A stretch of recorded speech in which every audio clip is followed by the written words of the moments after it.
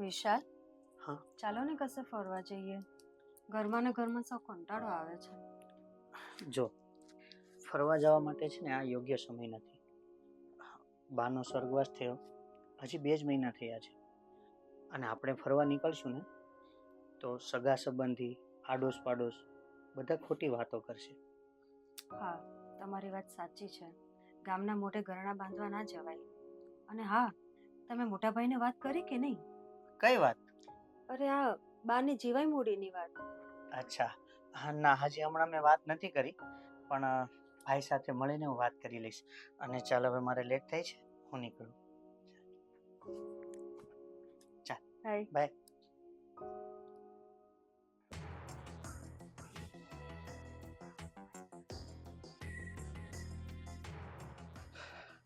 આખો દિવસ phone phone phone, બસ બીજું કઈ કામ જ નથી.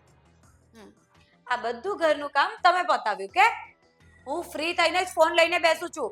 હા હા, ખબર છે. અરે સાંભળો, શું થયું? વિશાલભાઈનો કઈ ફોન આવ્યો કે નહીં? ના, કેમ? પૈસા માટે ફોન આવે ને તો ધ્યાનથી વાત કરજો. શેના પૈસા? કયા પૈસા? શું વાત કરે છે? આ તમારા બાની જીવાઈ મૂડી પડી છે ને આપણી પાસે, એના માટે. હા તો એનું શું છે? એનું કઈ નથી, પણ મારી વાત ધ્યાનથી સાંભળી લો. આપણે એમને એક પણ રૂપિયો આપવાનો થતો નથી, સમજ્યા ને? હા, પતી ગયું તારે. હવે મારે ઓફિસે જવાનું લેટ થાય છે, તો બાય.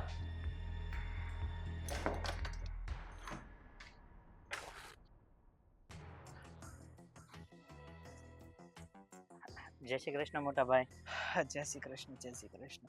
હા, બોલતે આમ અર્જન્ટ મળવાનું કેમ રાખ્યું, કઈ ખબર ના પડી. બોલાવવાનું તો એવું હતું ભાઈ કે અત્યારે થોડી મંદી છે અને ધંધા પાણી ડીમ ચાલે છે. એ વાત તો સાચી, પણ આ થોડોક મંદીનો માહોલ ચાલે જ છે, પણ એનું શું?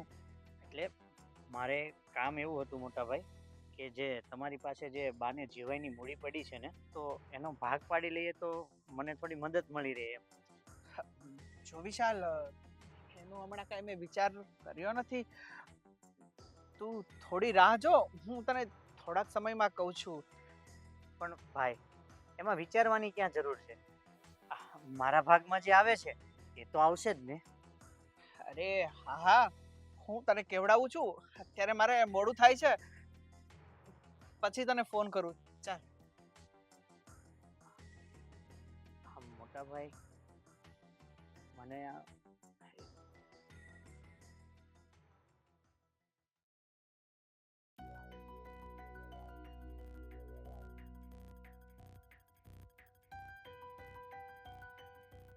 વિશાલ, વિશાલ, હા.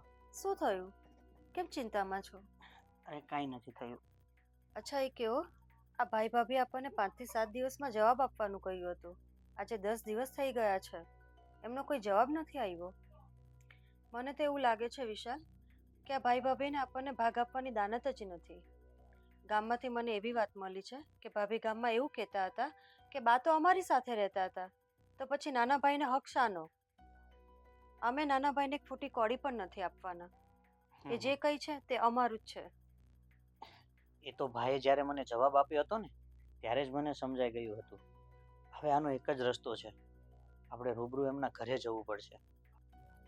કંઈ નહીં, કાલે આપણે ભાઈ ભાભીના ઘરે રૂબરૂ જઈ આવીએ. હા ભલે.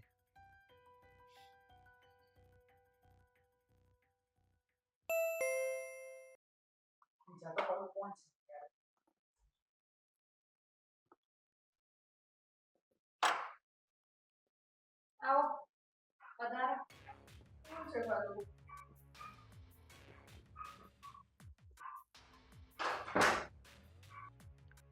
જય શ્રી કૃષ્ણ મોટા ભાઈ.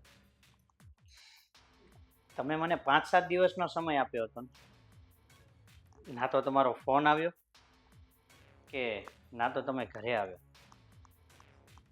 અમારો ફોન કે મેસેજ નથી આવ્યો ને, એનો મતલબ તમારે સમજી જ જવું જોઈએ કે અમારી ના છે. ના છે એટલે અમારો પણ પૂરો હક લાગે ભાભી. હક તો તમારે આપવો જ પડે ને. શાનો હક?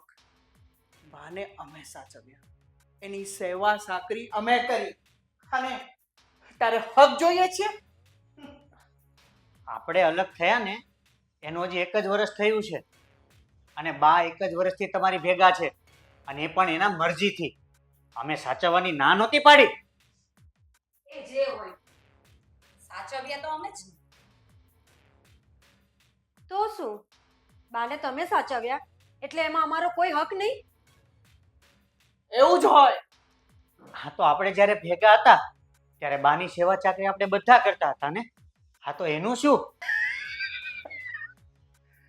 બાનો સ્વર્ગવાસ થયો ને તારે એ અમારી ભેગા હતા એટલે આ બધું ભૂલી જા વિશાલ.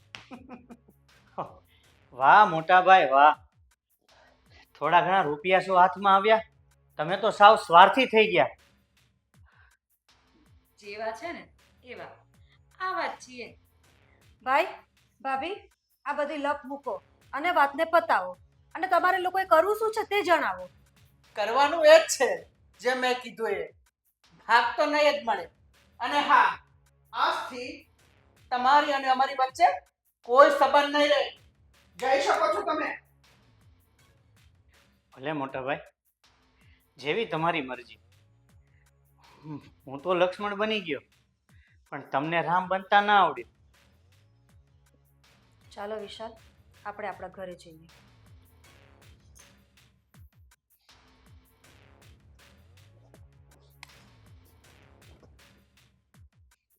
રામ લક્ષ્મણ સતયુગમાં હતા, અત્યારે આ તો કલયુગ ચાલે છે.